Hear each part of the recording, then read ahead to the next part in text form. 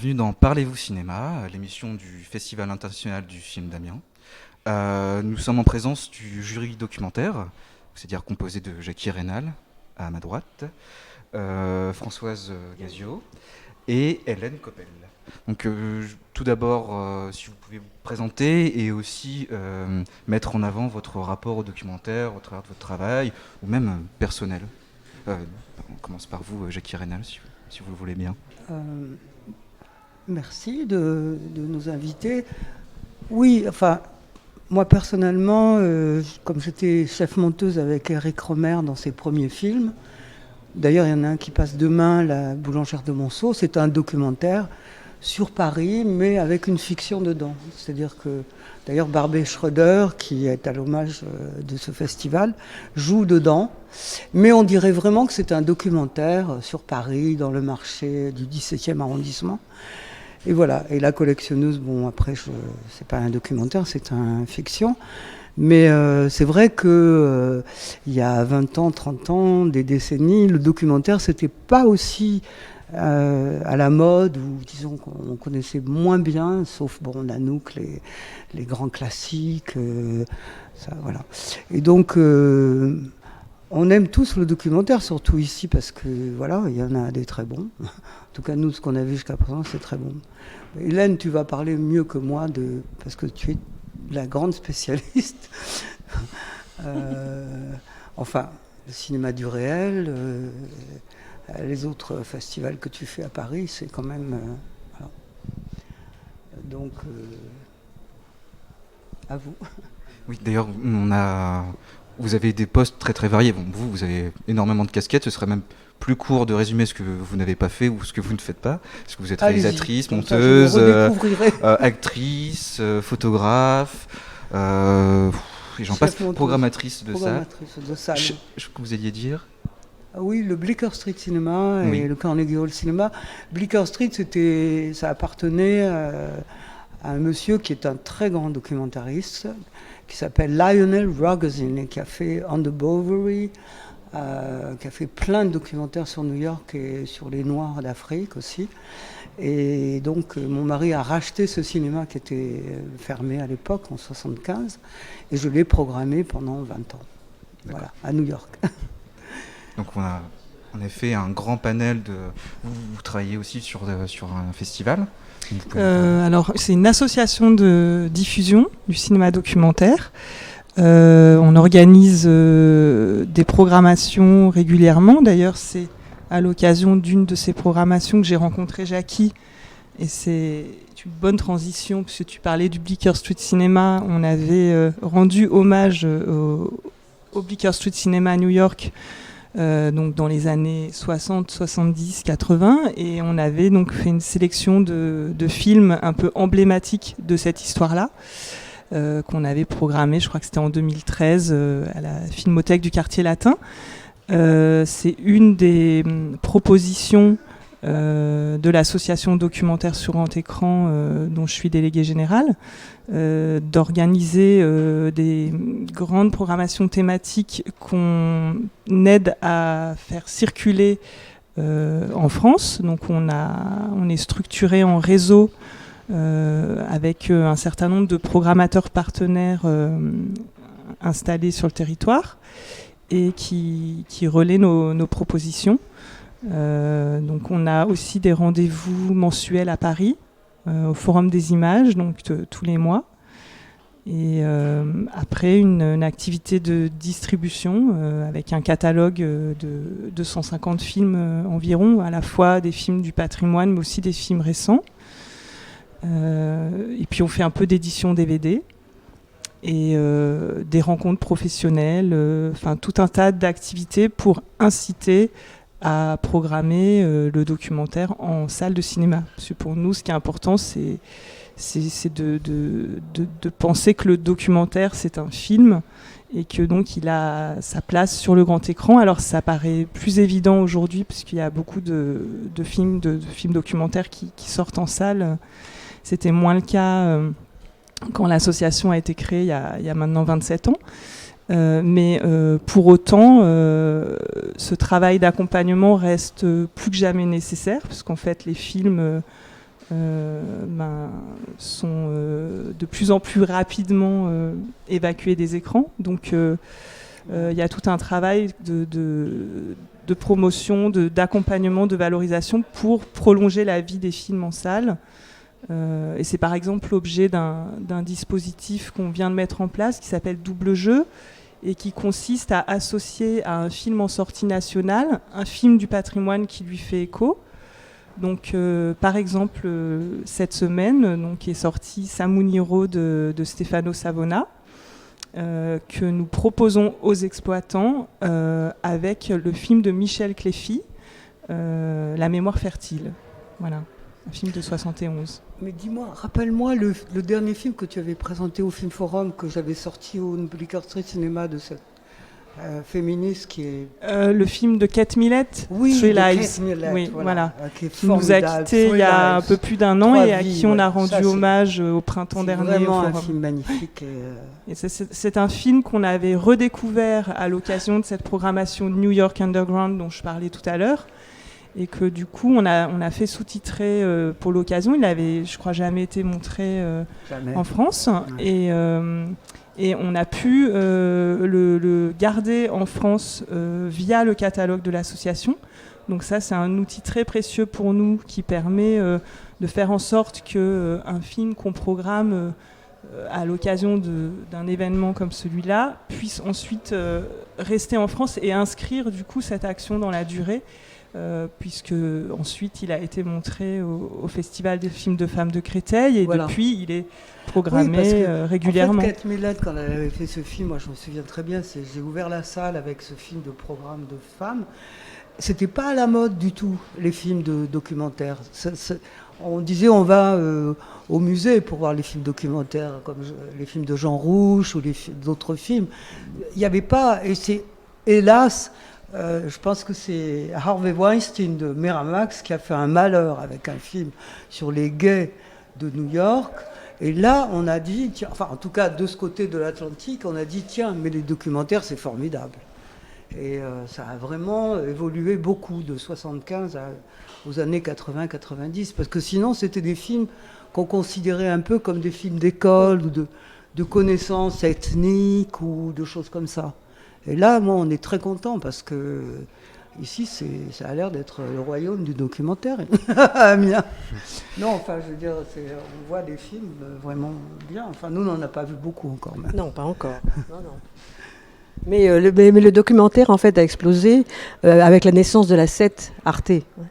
C'est vraiment là, puisque moi j'ai monté ma première société de production en 88, et les premiers films que j'ai produits c'était pour la 7, et je n'ai fait que du documentaire. Et à cette époque-là, on pouvait même produire des documentaires sans chaîne de télévision.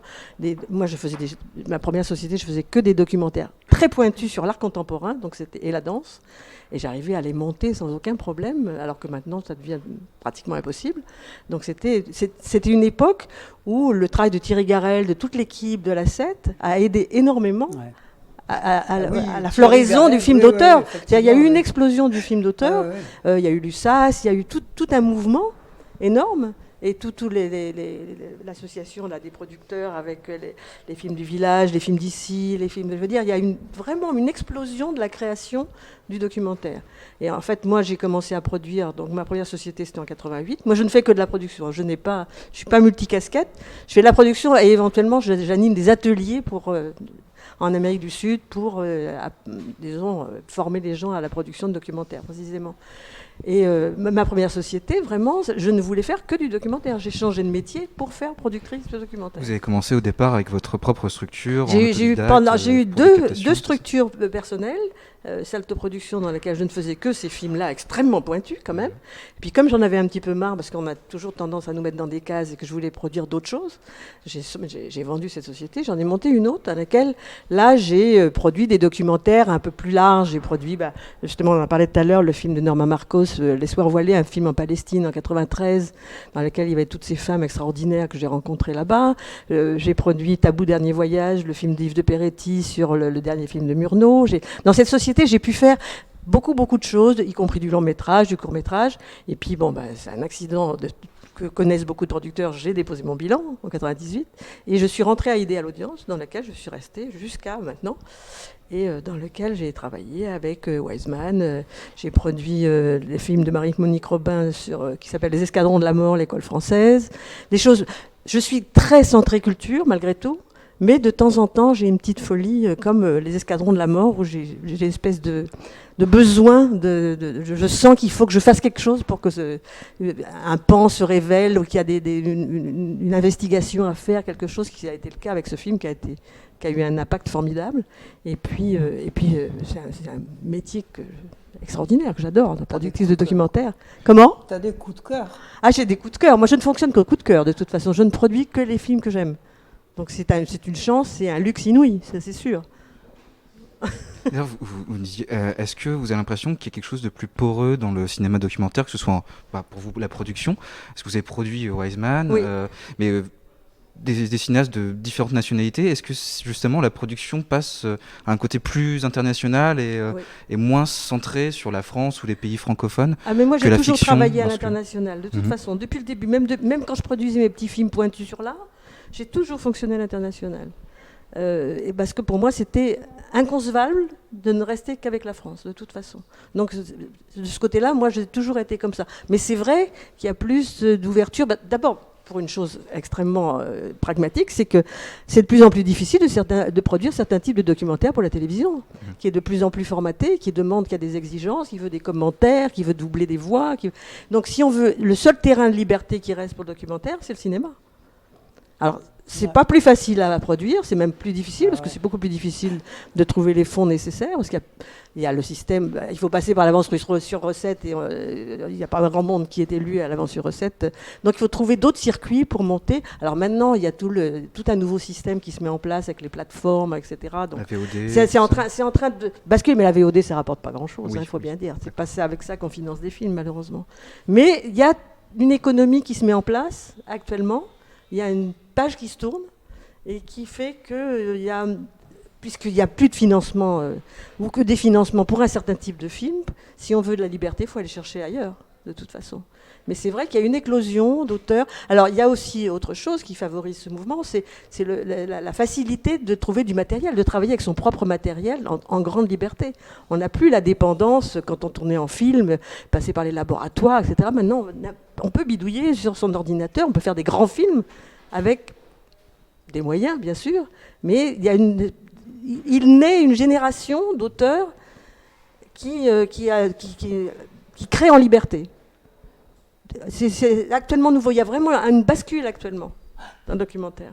D'accord. Et je voulais aussi vous parler justement, Jackie Reynal, revenir, puis aussi vous pouvez rebondir là-dessus, sur, je parlais de porosité, vous parliez d'Éric Rohmer, vous avez travaillé en tant que monteuse pour Éric Rohmer, donc des fictions, mais qui ont quelque chose de quasi documentaire dans la façon d'approcher, dans les répétitions presque avant le travail, donc la boulangère de Monceau.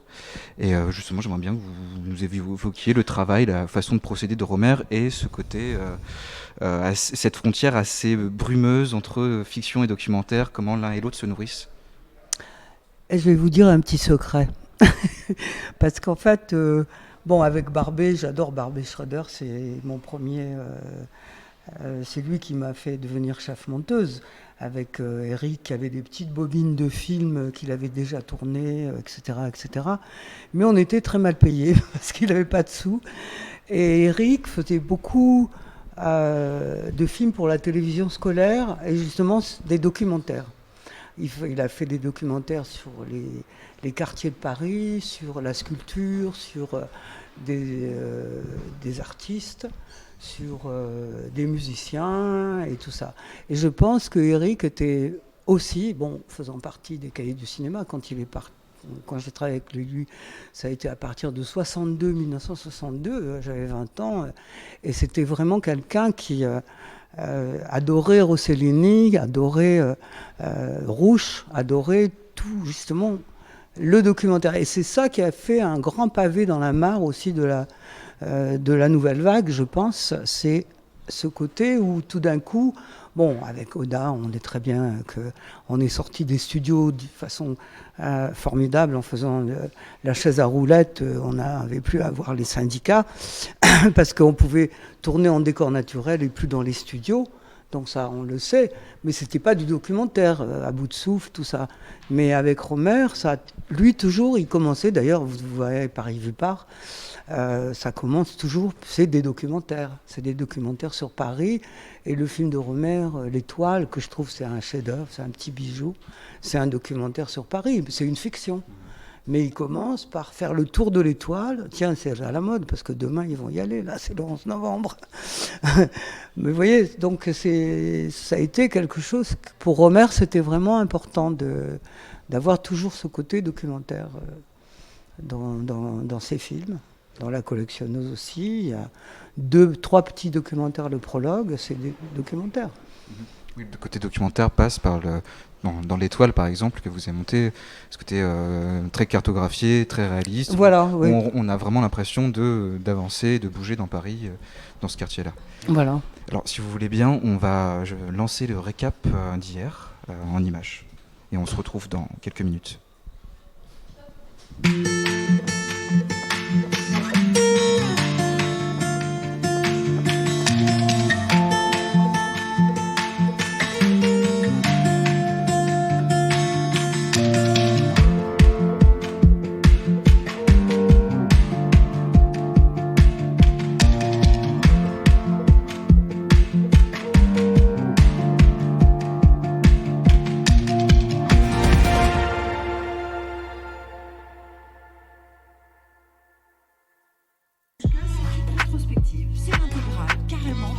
Cinéaste inclassable qui a toujours aimé.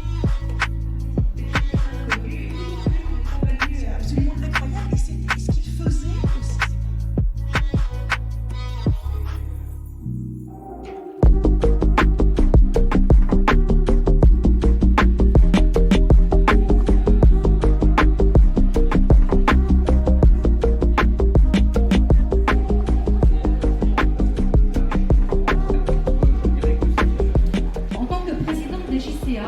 Je me réjouis de voir notre ville d'Amiens compter 14 écrans, dont 2 salles arrêt essais recherche. Notre association croit que le cinéma participe à présenter au même titre que le spectacle vivant un rapport humain avec les œuvres. On sait tous ici que la curiosité est un bon moyen de faire reculer les préjugés, les peurs de toutes sortes. La peur de l'autre, c'est la méconnaissance. Anouchka nous invite à nous approcher de cette vérité des hommes. Et vous aurez le plaisir de l'entendre vous la présenter tout à l'heure dans le Grand Théâtre.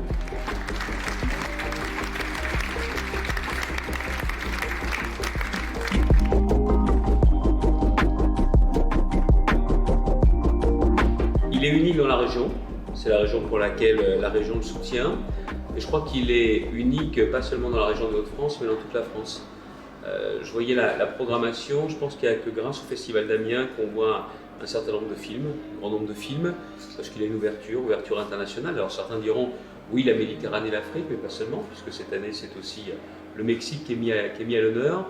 Et quand on pense que la culture est synonyme d'ouverture, que le cinéma est aussi synonyme d'ouverture, on trouve tout ça avec le Festival d'Amiens. C'est un festival qui est important également parce qu'il permet au jeune public de pouvoir découvrir à la fois des films, mais également rencontrer des réalisateurs, découvrir tous les métiers qui sont autour du cinéma. Donc c'est à la fois un festival qui fait un vrai travail sur le territoire auprès du jeune public. Et puis il y a des séances également en famille, parents-enfants. Donc c'est à la fois un festival qui a une certaine exigence.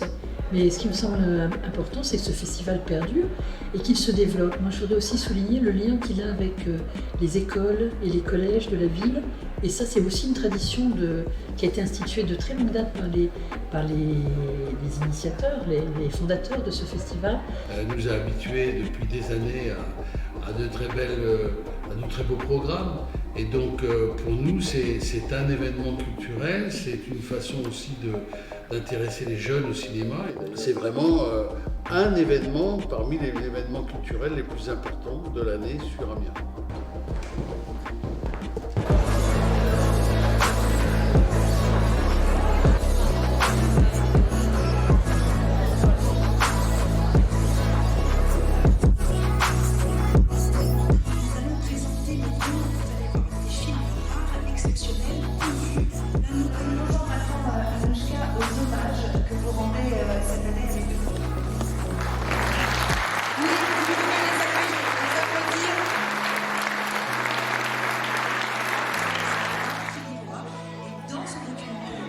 de fiction. Et puis, voilà, ça va être un peu, j'allais dire, comme vous savez, un certain Easy Rider. Ça dépend. J'utilise ces fleurs et c'est vraiment une émotion incroyable.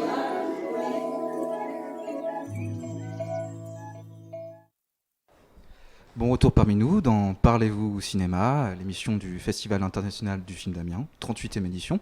Nous sommes encore avec Jackie Rénal, avec Françoise Gazio et Hélène Coppel. Alors nous étions en train de parler justement, on va revenir. Vous parlez d'une espèce d'essor qu'il y a eu avec Arte. Absolument. Et Jackie Rénal demandait à quel moment... ça s'est arrêté. Voilà, ça a commencé à se tarir un peu. Alors c'est vrai que ça coïncide avec des changements de direction, de toute façon, puisque Arte a des présidences, etc., qui se partagent entre les Français et Allemands, avec le pôle français et le pôle de Strasbourg. Et donc, c'est pas une liberté totale. Il y a eu un changement pour des raisons financières, toute bête aussi, parce qu'il fallait que l'audience était trop basse. Donc, il y a eu une espèce de petite révolution, ce qui fait que maintenant on est passé dans un formatage un peu plus grand.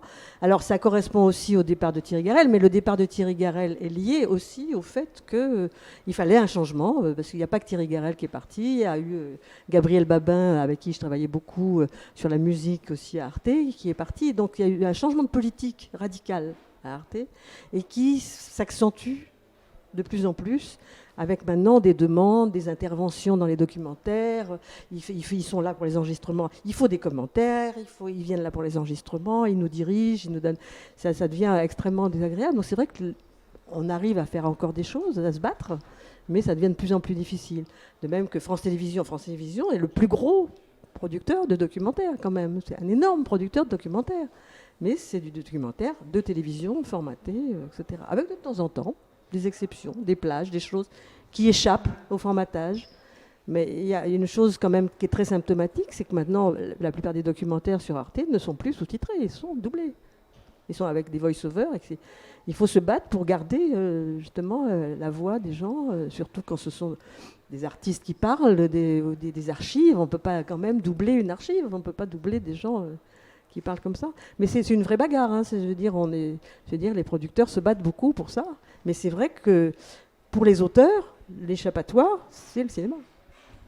En plus, on nous réduit à 52 minutes. Moi, j'ai un film actuellement, le dernier film que j'ai produit, qui est sur Astor Piazzolla, le Bandéoniste, j'ai du mal à le lire. On a été obligé de faire une version 52 minutes pour Arte, qui est totalement différente de la version cinéma qui est sélectionnée pour l'ITFA la semaine prochaine à Amsterdam. C'est-à-dire on a deux films radicalement différents. Ce qui était le cas autrefois, moi, quand j'ai produit le film de Carmen Castillo sur Maria Félix, qu'on avait à la fois Arte et Discovery Channel, il a fallu faire deux versions radicalement différentes. Et bien on en est là maintenant avec Arte. C'est-à-dire il faut faire une version Arte que refusent certaines chaînes européennes parce que c'est devenu trop formaté Arte, et qu'il faut faire des versions cinéma par ailleurs pour que le film vive vraiment et que ça corresponde un petit peu au vouloir de l'auteur quand même. D'accord. L'émission touche à sa fin. Je suis déjà. Désolée, c'est très rapide. Merci en tout cas de lutter justement pour ça, pour diffuser des documentaires, pour transmettre la vision d'auteurs différents. Ils ont une série sur les robots d'ailleurs, avec des robots, je me souviens. Il y a un personnage principal qui est un robot. Oui, mais ça c'est de la fiction. Oui, d'accord. Pardon. On ne vous entend pas. C'est de la fiction. De toute façon, c'était hors. C'était pas intéressant. Merci. Et je vous dis au revoir et à tout à l'heure.